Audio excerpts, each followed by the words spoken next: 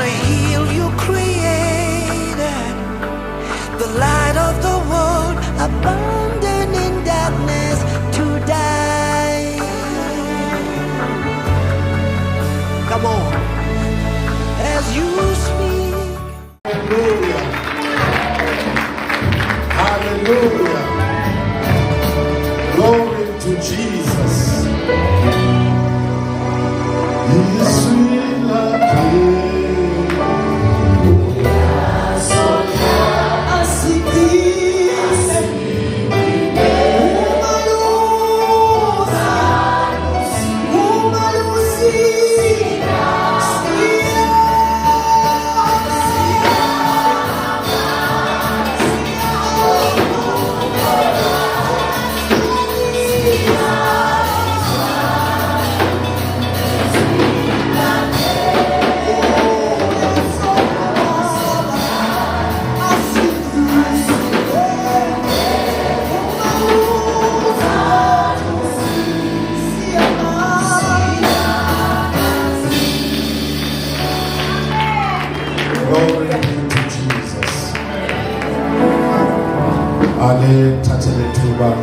the chief elder and the elders, chief deacon and all the deacons, the leaders of departments, Bingelele Pastor Nduli, Bingelele fellow Jesus Christ, Pinde futhi ngokethekile Bingelele bonke abomama abakhona la endlini. Amen. Sihle sizona ngiyithanda le mbhalo la emva kwami.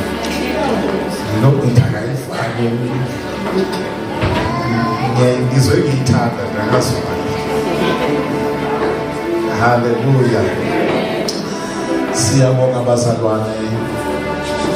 Ngiyakhuleka nje ukuthi ningachithi isikhathi senu ukuthi mathuma la abantwana bahambe bayonispoiler banenze kahle. Thina nje bekufuneka nje sikubusise ngama-slippers ngoba yilokhu esikutholayo unyaka wonke. Kumele nje silokhu sikublessile nje ngama-slippers, lokhu niwashintsha nje. Haleluya. Ngizocela siye ezwini lenkosi uPhilippians chapter number 2. Ngesibukwe nje verse elilodwa verse number 9. Philippians 2 verse number 9. Yena yedwa. Therefore God has highly exalted him and bestowed on him the name that is above every name. Bese siyayithola ngesizulu. Ngalokho-ke uNkulunkulu wamphakamisa kakhulu, wamnika igama eliphezu kwamagama onke. uNkulunkulu wamphakamisa kakhulu, wamnika igama eliphezulu kwamagama onke. Namhlanje mvumeleni ke sishere nje izwi ngaphansi kwesihloko esithi renewed identity. Renewed identity. Because it is impossible to be saved, to be born again, and still have the identity crisis. Uma sisindiswa, uNkulunkulu renews our identity, and then our purpose is revealed. Paul encwadini yabaseKorinte bokuqala chapter 14, he says, but now, brothers, if I come to you speaking in tongues, what will I be to you if unless I bring you some revelation or knowledge or prophecy or teaching? Owami namhlanje umsebenzi is to reveal the name Jesus. Ukuthi understand ukuthi this is more than just a name. Encwadini yezenzo chapter 17 iBhayibheli lithi, for in him we live and we move and have our being. Bese uKristu yena athi, no one comes to the Father except through me. So ku-Acts 17:28 kukhulunywa ngoNkulunkulu lapho ukuthi mase sifike kuye siyaphila, and also in him we move. In other words, mase sikuye siyaphela stagnation, impilo zethu ziba nomnyakazo. Bese ke athi ke mase sikuye we also have our being. In other words, as long nakafiki uNkulunkulu angeke uzazi ukuthi ungubani. Uzozithola ukuthi ungubani uma sowufike kuye. Bese uJesu athi awufiki kuye ngaphandle kwakhe. No one comes to the Father except through me. La sifunde khona iBhayibheli lithi, therefore, yabona malithi therefore, ngiyajabula ukuthi kunama graduates kunabantu abafundile. Ngiyasho ukuthi kunendaba eqalile before sifika la.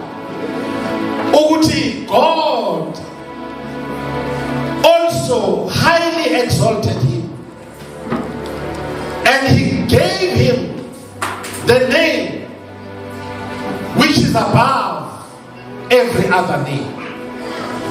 Mawubuka nje verse number 7. Upon verse uthi but he made himself of no reputation, taking a form of a servant, and coming in the likeness of men. He was not a man, Yes. but he came in the likeness of men. Because of his humility, he allowed himself ukukhumula ingubo yokuNkulunkulu waba ngumuntu. Bese lithi he humbled himself and became obedient to the point of death. Lingagcini lapho lithi even the death of the cross. Kwenziwa distinction lapho ukuthi kukhona ukufa, but yena uthatha ukufa okunehlazo eloku enguNkulunkulu wehla wathola. Bese ke maliqeda athi ke therefore emva kwayo yonke lento uJesu ayenzile, therefore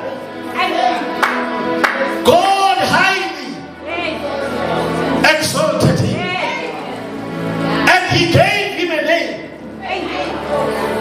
which is just not a name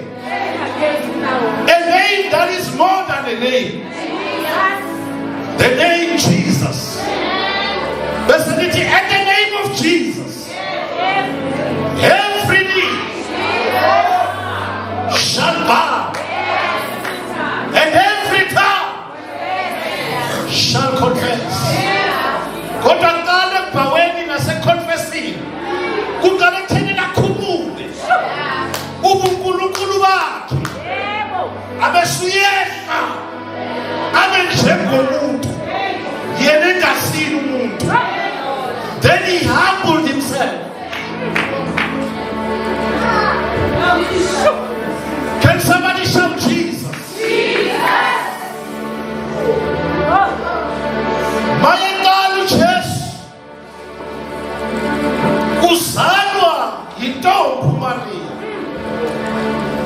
The Bible says he was betrothed to a man called Joseph, who was a carpenter. Wafika lo muntu wasezulwini endlini kaJosepha. Abantu bamazi endodana kaJosepha because he came in a likeness of a man. Mayingale ngumsebenzi wakhe esembulelwe ukuthi ungubaba. Phulukisa abagulayo, uvula ishosha amehlo, sukumisa abangakwazi ukuhamba, abangakhulumi bayakhuluma, afike kwesinye isikhathi kuyongcwatshwa athinta ibhokisi umuntu avuke. Bona bamazi esendlini kaJoseph. Lithi iBhayibheli babuzana, is he not the son of a carpenter? Ngoba inkinga yabantu bazalwane,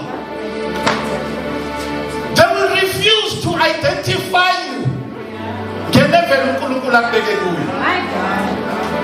Masohamba noThixo, abantu bazofuna ukubamba kule level abakwazi kuyo. They will want you to be always identified, even with your family cases. Masohamba noNkulunkulu mangeke bazobuza ukuthi akusuke yini lo zalwa istar. But ngizothi namhlanje, God is in the business of renewing our identity. Ukuze identity yethu ingasa-align nezolo lethu. Uzoba nenkinga wena ongazi izolo, ungangazi la sekhona. Kahle kahle kuyingozi ukufuna uku-understand umuntu ngezolo lakhe. Is he not the son of a carpenter? They refused ukumbeka ku-level abelonga kuyo. But Jesus continued. In other words, it was difficult for them to deal with the eye-opening Jesus. It was difficult for them to deal. Not Jesus sukumisa ishosha, but enabebona ukuthi abakwazi ukumbamba kule level. Lithi base bathi hayi wenza lezi zinto ngoBhalzabub, inkosi yamadimoni. Ngoba abantu mabengakwazi ukubamba, they will label you. Angeke bagcine ngokukulabula, bazokunika amagama. Kahle kahle abantu banayo itendency yokulimaza image yakho. Hey, we are talking about the renewed identity. Bazalwane, ake ngithi nje ngiyala ukusindiswa and still be identified ngempilo engangiyiphila kudala. Ngiyala ukusindiswa bese kungasabi noshintsho. Ngiyala ngizohlabelela kahle wase-South Africa athi hayi ngoba ngigcoka kodwa ngifumene umusa. Athi manje mntata ngase ngithola igama elisha. Kukhona abantu abazonikwa igama elisha namhlanje because God is renewing your identity. Angazi ukuthi abantu baku-identifya ngani, but uNkulunkulu udisconnecta i-identity yakho from your yesterday. Oh, ngenzela umusa ngase ngiphiwe igama elisha. Yabona nje abantu noma kungathiwa uyabasuya ababoshumayelayo bazofuna into abayaziyo yezolo lakho. Bathi usho loya owayenje loya the devil is a liar. Angisatholakala lapho. Uma liyangizwa bazalwane, yingakona noma esevukile bagijimele ethuneni wabuza nje, yabuza ingilosi yathi hayibo nimfunela ophila. Awuthi makhelwane angisekho lapho.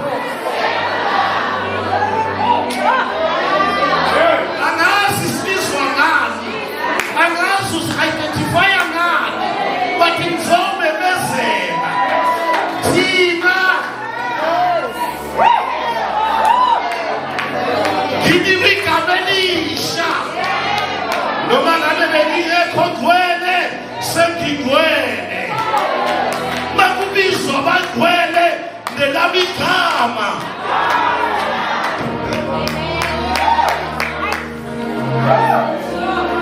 Kuthiwe mayi yawoshipa le ntombazana. Umuze lo wathola umntwana engashadanga. Ngoba abantu ba-identifya ezono lakho. Hayi ithi akusekho lapho. Bayibhele lithi ubuyisa ubusha. Njengokho. uNkulunkulu i-identity ubuyisa nezinto ezilahlekile. Ukuze abantu bangangani manje ngizwa bazalwane. Abanye amagama ngisenandaba ukuthi ubusha bakho balahle kaphi, ubunsizwa bakho balahle kaphi, ubuntombi bakho balahle kaphi. Engizokusho namhlanje unegama elisha. Akubizwa abagcwele. Nathi sinjalo.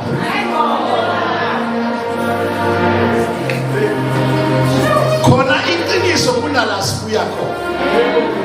But we are not defined by our yesterday.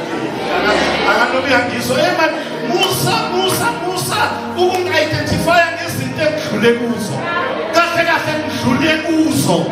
Ngiyaphinda ngithi mina ngidlule kuzo. Mina ngithi njani bazalwane?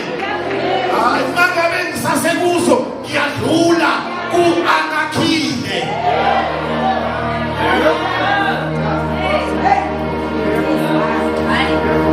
Awukwazi ukubiza umuntu waseChina ovakashe eSouth Africa ngokuthi uyi-South African. He's a Chinese in Africa. Akanoma ngiyangizwa bazalwane. Mangabe ngisenhluphekweni angisiwa khona. Ngivakashile indlela idlula lapho. Kunezinto ekumele sidlule kuzo kodwa masidlula sibo bakho. Siwa lapho. Siwa lapho. Hayi mangabe wena walapho hlala wedwa. Siwa lapho. Ushuba awushare. Lo mntwana ohluphekayo. Owashiwa abazali. Ngimuzwe mina athi uyise wentandane. Wathi uyindoda. Yabafeka. Why you identify ngezinto? Lo washiwa indoda. I want to declare, after today, your identity shall be renewed. Uzobizwa ngegama elisha. Ngithi mina uzobizwa ngegama elisha. Niyangizwa bazalwane?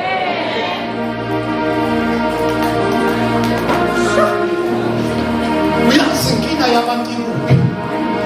Baba comfortable uma usendaweni or kwi-level abaziyo ukuthi bane-control.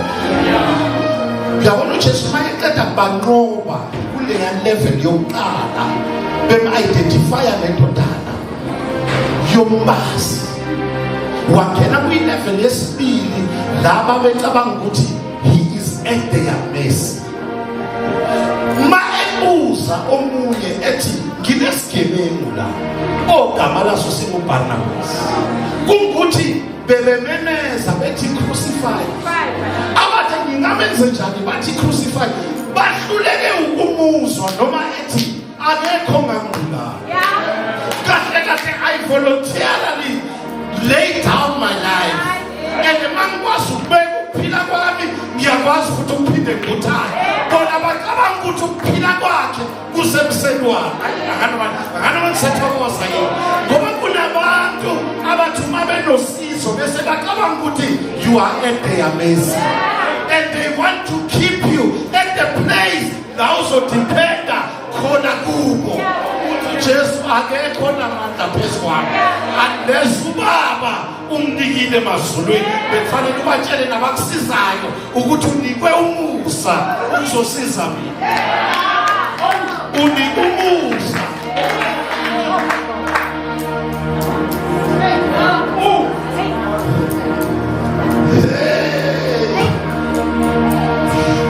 Ake ngimemezele empilo sithi awukho emseni womuntu wena.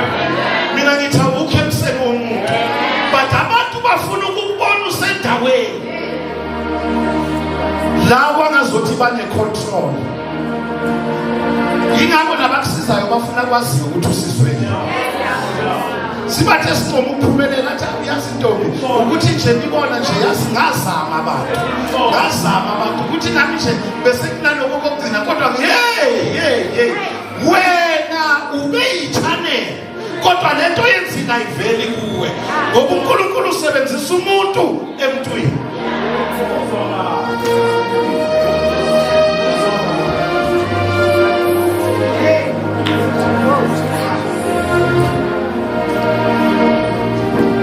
Bamfuna kule level.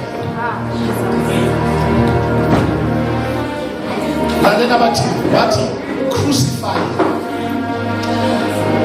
Igazi lakhe malibalelwe phezu kwethu naphezu kwabantwana bethu. Kahle ngizothi mina even noPilato ube ngenasey kule nto. Yingakho uNkulunkulu wayenza noma esegezizana. uNkulunkulu befuna yenze njani basalwane? Somemezela akekho umuntu onamandla phezu kwempilo yakho unless wanikiwe emazulwini. Akekuphinde futhi akekho umuntu onamandla phezu kwempilo yakho unless wenze njani basalwane unikiwe emazulwini. Don't worry about the witches and the wizards of this world. Akekho umuntu ongathakatheke unless uvunyelwa amazulu. Ngaphandle kwemvume there is a demarcation line. Ngaphandle kwemvume sibiyelwe. Zotho kwenzeka kuwe uvumile. Uvume ngobe kwethela. Phela malithi he humbled himself even unto death. Tabani uNkulunkulu ayofa okwesigebengu. Kodwa kuzoba nenkinga mawungam-identifya nobugebengu. uJesu lesigebengu ahlangana kodwa ufuna ukufa kweyigebengu. Akukho ukufa obekuyihlazo njengokufa kwesithawa. Mina, I'm talking about the Jesus, the naked Jesus who was hanging on the cross. I know Jesus wenu ufaka inapeni nimfake kuma cross emizini. Mina ngikhuluma ngoJesu wayengambethe lutho eshayiwe athi uIsaiah kwakunzima nokuthi abhekeke. Wayedeformed. I'm talking about that Jesus, but kuzoba ingozi ukum-identify nesima yenkosi. In other words, wena awusisi simo.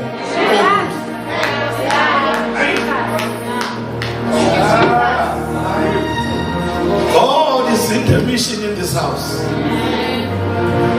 to renew somebody's destiny and somebody's identity. Ubizwa ngaliphi igama?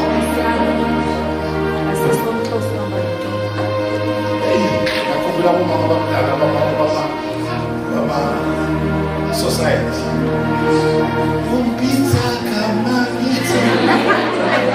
Remember this song? Can I tell you something? Ribizwa kama bizo la ngaphandle. Kukhona abantu sithina sikhamuka abahleke kanti bona baribitha kama bizo. Namabizo wakhona siwazi, but ngizothi namhlanje God is in the business of renewing our identity. Niyangizwa bazalwane, sizobizwa ngegama elinjani?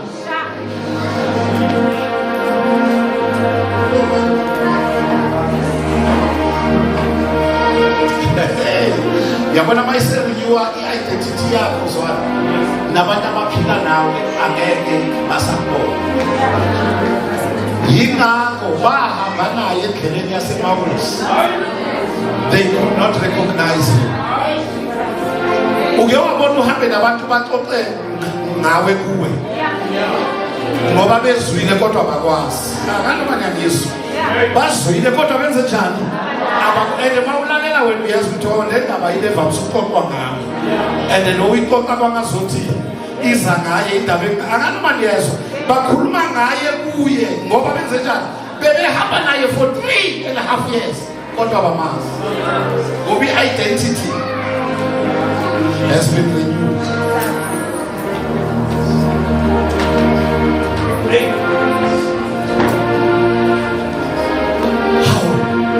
Uhlalaphi wena awuzwanga le ndaba ezenzekela ukuthi kunalomuntu angazi ukuthi bazweni ngathi angazi kodwa mina into engiyaziyo something is about to change. God is about to write a new story.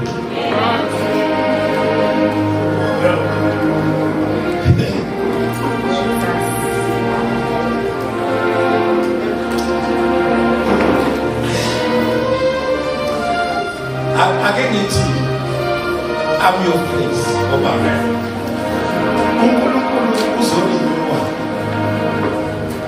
Identity and the singer in a mashoni nalona mamkhulu yakhumbula ukuthi sake sashumayela ngapha sikhonzela ngapha kuphephula ithemba ngakithi mangenza isemoni ikhathi ezinje njengoba kunomoya ithende lisho ukuhamba abantu benze njani babamba ithende mina ngishaya isemoni amadoda aphuma mpunye emakhanda yidansi angitshengizwa and manje sesaphuma lapha kuleya dust sila and uzoba nenkinga uma ungafuna ukusi-identifya ngale ndawo esasikuyo. Uyabona inkinga yabantu banalento yokuthi uma sowuhamba according to your new identity bese bathi ushite. Ake ngithi kuwe uma ngabe ubona ukuthi ngishintshile vele ngishintshile because angisekho la. Don't expect me to walk like a man oshumayelethele elidizane. Send me a stage manje. The attitude ayisafani, the behavior ayisafani. Musa ukumbo kunabantu abafuna sibehave ngathi sisayibo mina sengishintshile vele.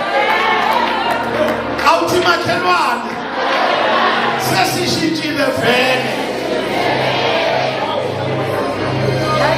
Ake ngutshele nayi indaba ngokuthola umntana sekhaya kule level uNkulunkulu akubeke kuye.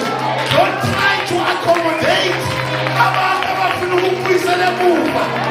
Yilevel entsha, new name, new identity, new level. Yishintshile vele. Awutshele lo muntu wakhe ithi my neighbor ishintshile vele. I am no longer the same. Somebody shout new identity.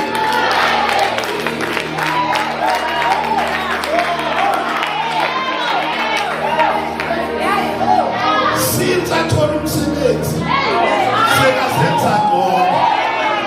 Ngiyabona ukuthi sengingcono. Ngifumene umusa. I'm no longer the same.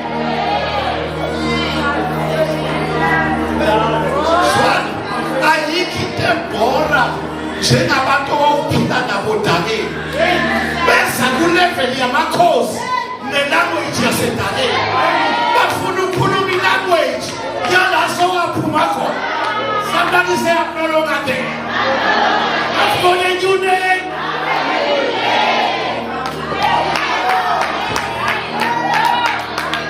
Bona batekufuna sibakele ungangizeli ney'tori zayisolo wena. Ungangizeli ney'tori zayisolo sasidlula lapho.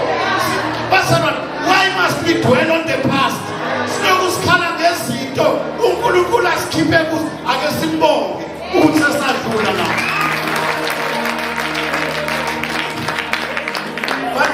Kunabantu yabona uNkulunkulu uzobusisa nizofisa ukuthi naleyo history ngacini kungathiwa nje ake ngathandana nalo muntu ngoba sengwena mawuthi yabheka uke ubona uJesu mayesengezini mawuthi ubheka la ubuya khona uthi hayibo kanti ke ike ngaba lapha ya ifike kanjani la. I'm no longer there. I'm no longer there. Kukhona kufune bangalethwa kwi-present yethu ngoba kanti kahle sesaphuma sadlula lapho. Somebody shout new identity. What if I am a new creation? I'm a brand new man. All things have passed away. I am born again.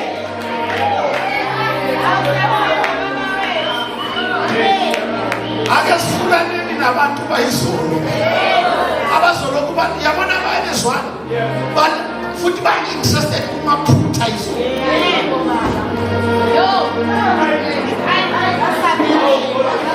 Every time uNkulunkulu mayisithuthukisa balokubalanda izinto zethu zayizolo. Balokuthi ngibona wa yebo kwaku manje. I'm no longer the same. I'm no longer the same. And kunabantu ekufuna kubatshela ukuthi kwenzeka izinto eziphile empilweni yami. It's either we separate or you rise up to my level.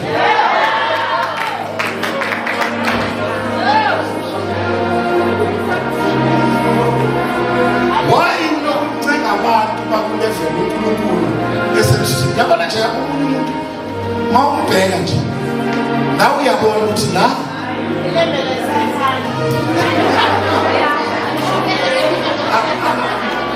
wabona moha awuna balance. Fanele maloki bafane nokumuntu unofana lokuthi yazi uphazamile dana ngenziphutha ngiyangizwa bazalwane. But all I'm here to tell you today, God is about to renew your identity.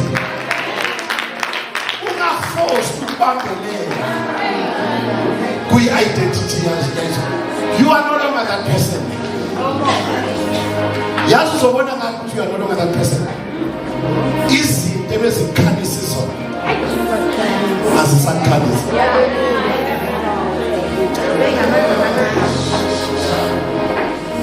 Imfunelano ohluphekayo kwaba-rich. Awubheka umakhithi makhe angisatholakala. I have a new identity. Ngizwa bangathi makubalwa amamiliyoneri nami ngizoba lapho. Kukhona abantu engizwayo ukuthi manje sengizoqualify ukuhamba nabo ngenxa yomusa kaKristu. And God yabona emva kwako konke uJesu adlule kuko bese lithi therefore God has given him a name that is above. Genesis lithi iBhayibheli uNkulunkulu wathatha zonke izilwane wasinikisa emntwini ukuthi umuntu akaziqambe ini amagama. Lithi iBhayibheli umuntu wazetha amagama lithi sonke isilwane asibiza ngegama saba yini. In other words, kwakungasi just a name yokubiza, it was a character. uNkulunkulu udala isilwane umuntu wafaka i-character. Wathi makethi yichitha le ayizange behave njengegama yaba yichitha. Therefore God gave him the name that is above. In other words, Christ had a character that is outstanding, a character engafani nabanye abantu. Yingakho athanda ngendlela engafani nomuntu, yingakho athethelela ngendlela engafani nomuntu. Nawe ngizokutshela-ke noma ngabe bakwazi with a bad character, today God is about to give you a new name with a new character, the name that is above. Somebody shout, I have a new name. I am no longer the same. Say, my character has changed because of my name. Kumbula izwe lithi baphila manje bokuthi babizwe ngokuthi bayini bazalwane. Say, I'm a child of God. Do you know you are princes and princesses? But ngifunde umshayeli wathi there is an air ngaphansi komthunzi welanga. Wathi ngibona ama-prince ahamba ngeenyawo kodwa izigcina ziphezu kwamahashe. Yabona uma ungayazi identity yakho uzoba phansi ualawe izigcina zibe phezu kwamahashe. There's gonna be a change today. uNkulunkulu akanesitori on your identity, but he's taking back to your position. La athi khona you are no longer the tail but the head. Athi you are no longer beneath but you are above. Somebody say, I'm above because of my new name. Because of my new name. Ake sahlabelela la ekhaya masakala. Sasikhonzela lapha mina kuNkulunkulu ngoba sasilingana. Sithi nje change my character. Lord Jesus. We ask why abanye beningayo kwi next level. It's because I'm gonna be ready to behave njengabantu balena.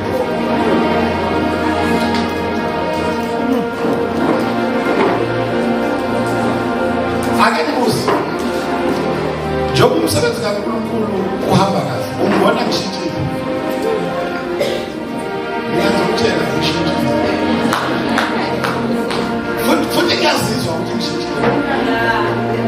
I'm no longer the same man.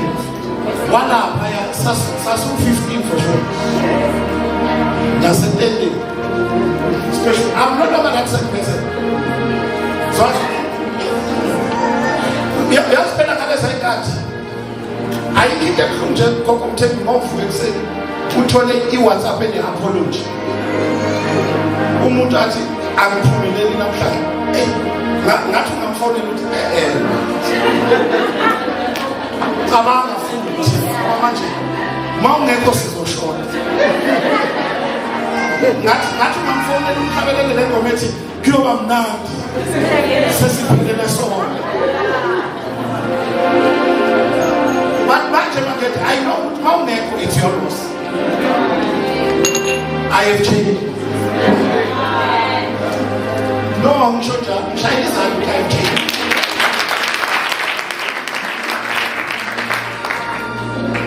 Yabona abanye abantu bazodlala ngawe ngoba bayabona ukuthi awukashintsha.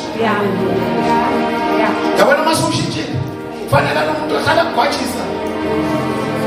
Asihlukane ke ukuthi babani. Uzomzokhantu wena udlalisa. Bese uthi no, I have changed. Did I help somebody today? I'm speaking prophetic over your life. God is about to change your identity. uNkulunkulu uzokunika igama le-level oyakuyo. Ngeke usabizwa nge-level oyakuyo. All you need to do, start behaving njengendlela oyakuyo. Behavior okwe-level. Yabona ngamanye amagama ngizolu-challenge athi khona awukwazi ukulungiselela ukuya kuma-millionaires ugqokiswa kwephala. Dress up like a millionaire. Change the walk and walk like a millionaire. And ngizotshela abazalwane noma ngabe abantu bayazi ukuthi kunesono esikubambile, change your walk and walk like a righteous person. Ufanele uIsaiah athi usibhathise ingubo yobungcwele. Mpeni makhe ithi makhe. I'm no longer the same. My identity has changed. Did I help somebody today?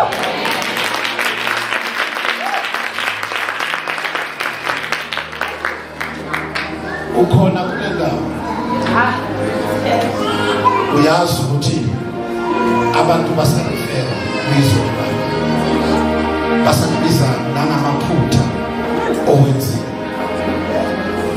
And you are here today. Uthi nje mfundisi kwamathi nomlayezo ukuze ngizocela nje without any waste of time. If you say I want a new name, I want a new identity. Yabazalwane siyanikwa i-identity. mase siphumile ebufaneni, so asabizwa ngezinto zabo zokufana, nathi asabehave njengabafana, sesibahoba, sibehave njengabani, njengobaba. If you are here today and you say, Mfundisi, ngiyabonga lezo, nami nginenkinga nge-identity yami, just stand and come. I want to pray with you.